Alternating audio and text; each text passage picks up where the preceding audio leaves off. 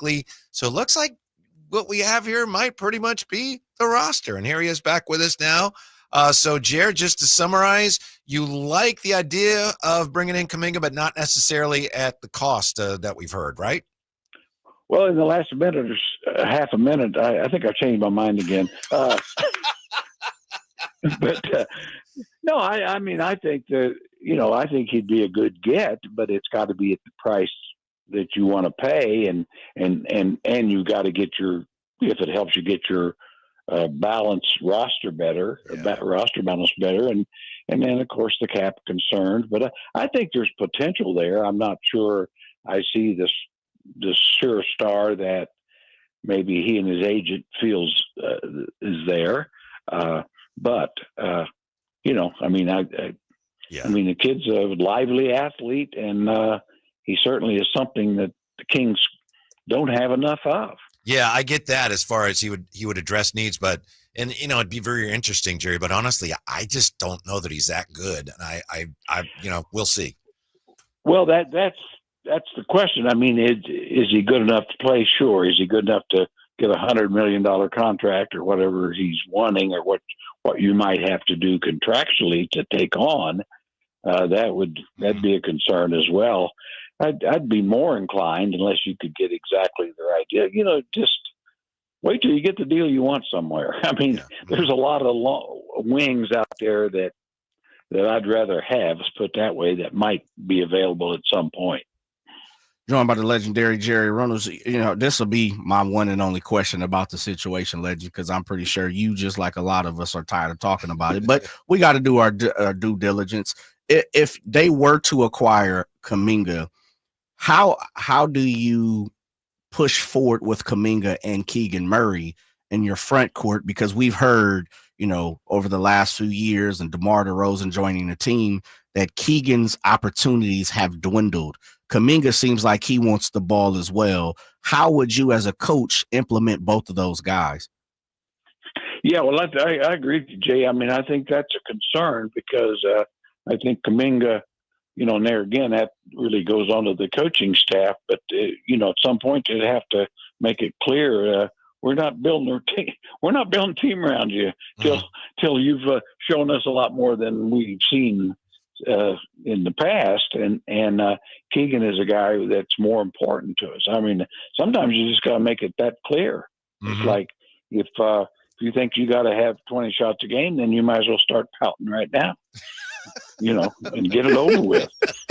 Let's figure it out now. Pre-pouting. Yeah, start your pre-pouting.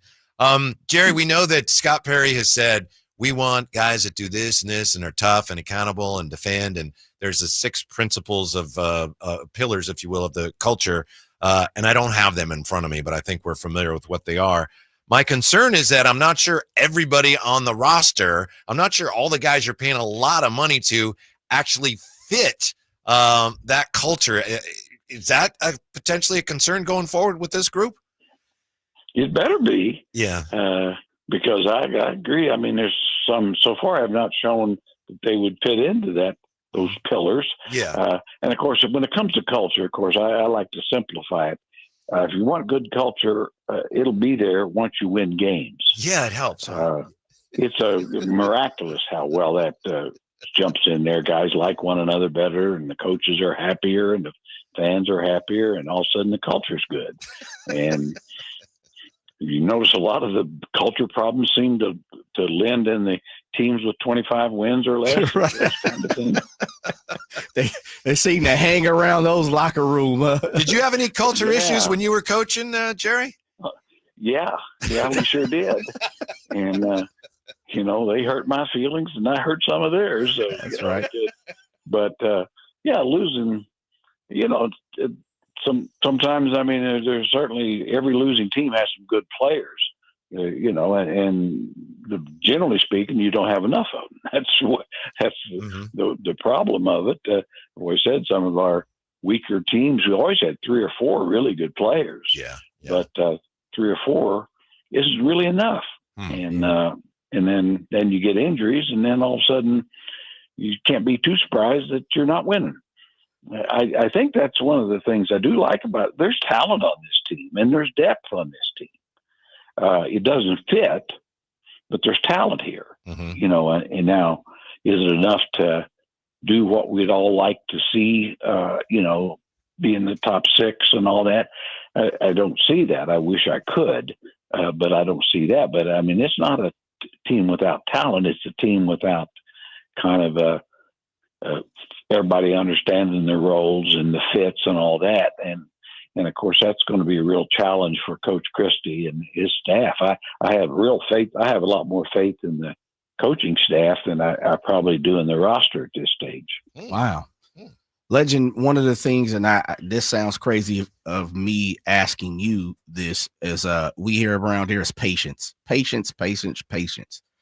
think Scott Perry hasn't necessarily asked for patience, personally or directly, but a lot of the things that he's saying to me registers in this is not an overnight fix. We are looking to do things as we move forward. As someone who has been a character, a person of the ultimate patience here in Sacramento, how much patience are you giving this new front office, BJ Armstrong, this new staff, Coach Christie, Bobby Jackson, Mike Miller? Like, what, from your point of view, how much patience are you willing to give this team moving forward? I tell you what, I'm willing to give them, a lot more than they're likely to get. How's that? Yeah, you might be right. Yeah, it's and the fan base is definitely become a little disenchanted. I mean, and we all know why. I mean, just the Beam team excitement and what we thought was going to happen, and here we are with a team that's not as good and older, and so for those paying large amounts of money for tickets and stuff, I'd never tell anybody how to fan. I'll tell you that. They got every right to feel how they feel. But I do think if you want to see a real good team here, it's going to take some patience, but it's also going to take some really good moves by the front office and, of course, good coaching. But because there's going to have to be, they certainly drafted well, I think, but there really needs to be a couple of good probably trades or free agent acquisitions some way going forward to get this thing headed in a direction it's not currently headed. Jerry, one of the things I appreciate the most about you is I can't count the number of times over the years I've had some question about basketball, something that doesn't make sense to me, and I ask you and you explain it to me. So maybe you can help me with this. Apparently the Kings are still in, even though they have Dennis Schroder, they're still interested in Russell Westbrook. And I don't understand that with the rest of this roster. Is there something I'm missing, Jerry? Why would you get Schroeder and still want Russell Westbrook? Well, I'm only 81 and I don't understand it. And I've seen a lot, but I'm with you there. It's like, why would you do that? I love Russell for his career and all. Sure. But for this team at this time, you got Schroeder. You probably need Clifford if you need to get the guy on the floor some. Yeah. Carter. Mm-hmm. If you're really ever going to develop young players, you might correct me if I'm wrong here, you and Jay, is I think they got to play. I think so. Yes, sir. Or I don't know, or just have them sit in the film room, I guess. I don't know. But it's like Coach Krill always told me. He said, always remember, if you want to get good at basketball, the best way to do it is play it. Yeah. Man, that's the simplicity of game right there, man. You sound like Scott Perry. Y'all need to take a road show. Yeah. I'm like Leonard Skinner. I'm a simple man. Yeah. In all fairness, I remember you saying before they signed Schroeder that you were open to bringing in Russ. So it's not a Russ thing. It's just a Russ thing on this current roster for you, right? Yeah. The reason I at that time, because I saw Russ as a 1-year bridge at the and because you needed somebody there and you didn't want to hold up development completely. And now Schroeder's a little longer term, but he's younger and probably better at this point. So, but I don't see any reason that, this is my opinion, why you'd want both of them. I mean, Russ, because Russ has got to play. Mm-hmm. Yeah. Now, he's not, you don't bring in a first ballot Hall of Famer to not play him at all.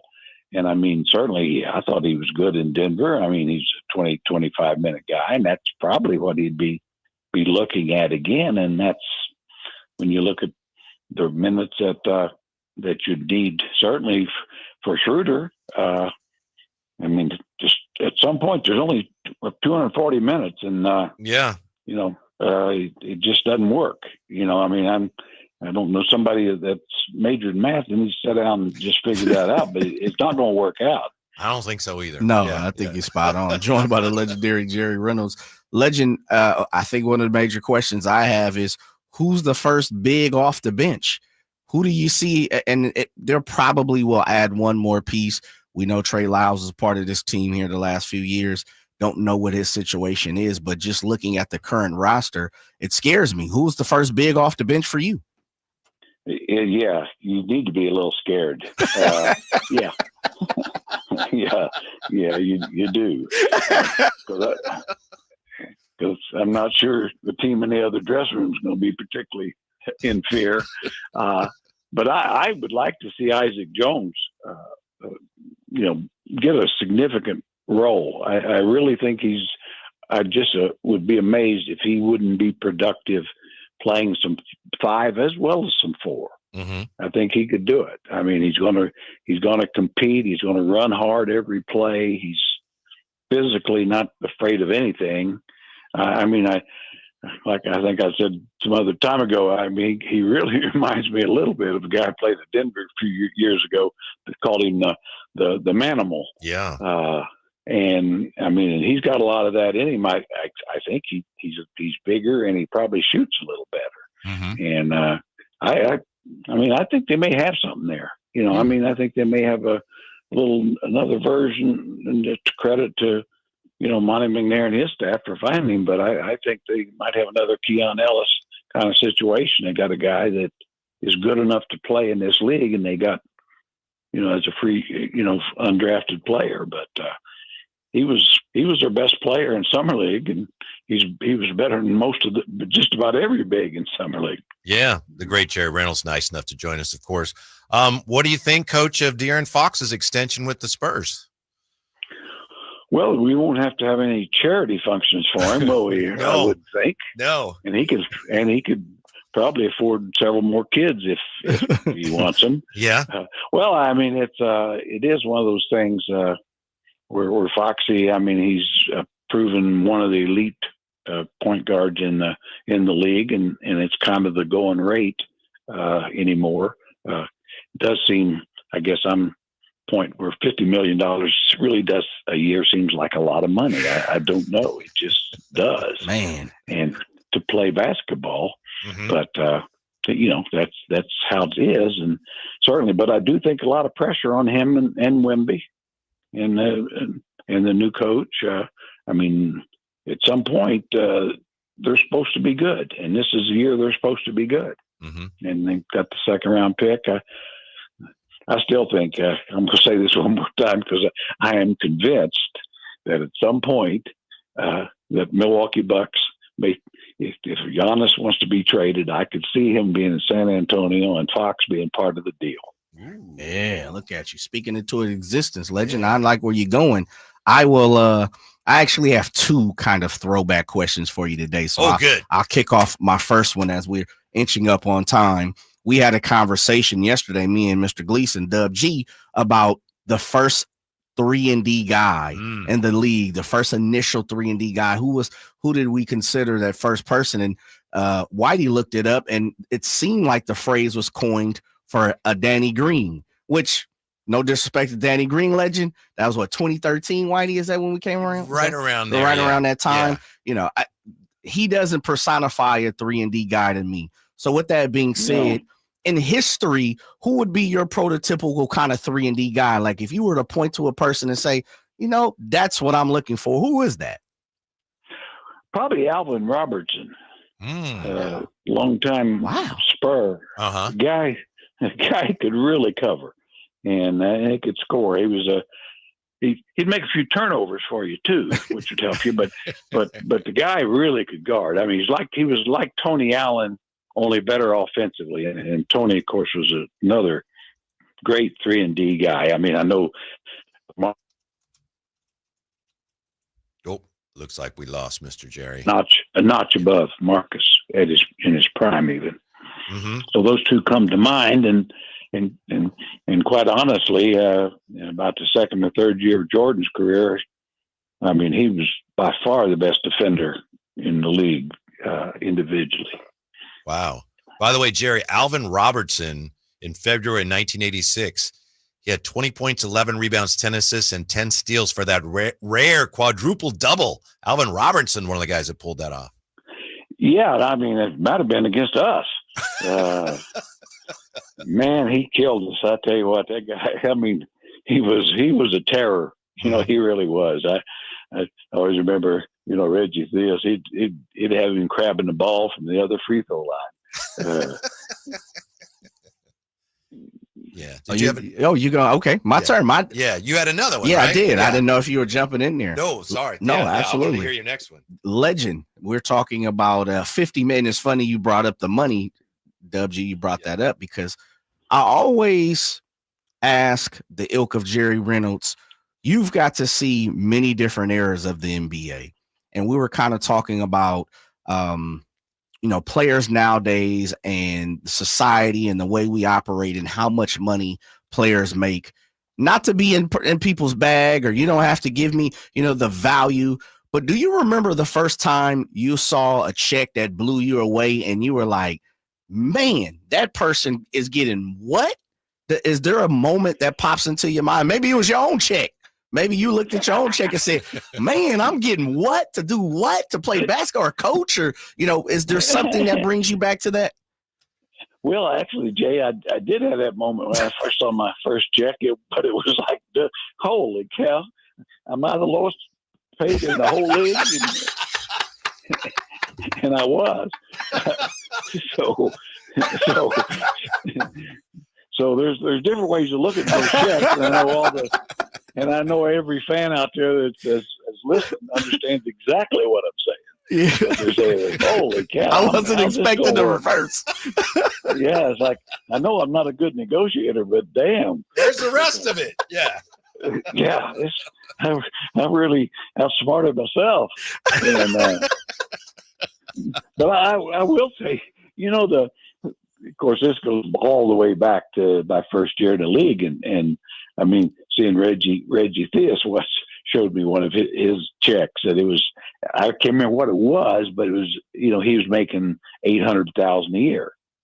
But I mean, 800,000 to me at that time might as well have been 50 million. Yeah, right. Yeah. Because it's like, wow, how can you spend all that money? Because I remember asking Reggie, so I don't have any problem doing that. That's the least bit of my worries. Yeah, like most of us, the more we have, the more we spend, that sort of thing. But yeah, so it's all relative, I mean, at some point, I mean, clearly players today are paid, they get their money based on revenues, and they get half the revenues, which seems fair to me. And certainly owners are benefiting because franchise values. And in those days, the franchises weren't worth much, and they weren't a lot of revenues. Yeah. So, and that's kind of why guys like, Oscar Robertson and Russell and West and those guys made $100,000 a year. And at that time, that was a very good living. Yeah. Wow. The times they have changed. 100K. Yeah. 100K for guys I always think, what would Wilt Chamberlain be worth in today's game? Oof. With his same level of dominance? Mm-hmm. Well, he could only get the max. Yeah. But he'd be well underpaid. He'd be one of the few guys who got the bag, and the bag wouldn't be near big enough and fair enough. Yeah, I think he'd be a supermax guy, Jared. What do you think, Wilt Chamberlain? Supermax? I think he'd be a supermax, and well, like I say, then you'd be comparing him to other guys with the supermax. You think, well, there's a whole lot of difference between them and them. Right. Yeah. I mean, Wilt in his prime and Joel Embiid. You can't go there. Yeah. Well, thanks for coming on with this as always. I know you're having a good time here in the summer and relaxing. So Thanks for shedding some more wisdom down on us, Jerry. We appreciate it. Well, one last thing. Yes. I heard you guys talking about Jimmy Garofalo. Yeah. And just for your information, he'll be a first ballot Hall of Famer at Eastern Illinois, that is. Yeah. And of course, he is the second best quarterback from Eastern Illinois. Is that Sean Payton, Tony Romo? Okay, I'm like, somebody around there. Yeah. So I'm just trying to help you out there, guys. I appreciate it. Give him his due. Yeah. But he'd be first ballot Hall of Famer in Eastern Illinois, whatever else you think about it. Jersey retired and all. Yeah. The Jersey retired, hanging right up there, and as it ought to be. Yes. Thank you, Jerry. We appreciate it very much. Yeah. Enjoy it. Take care, guys. You too.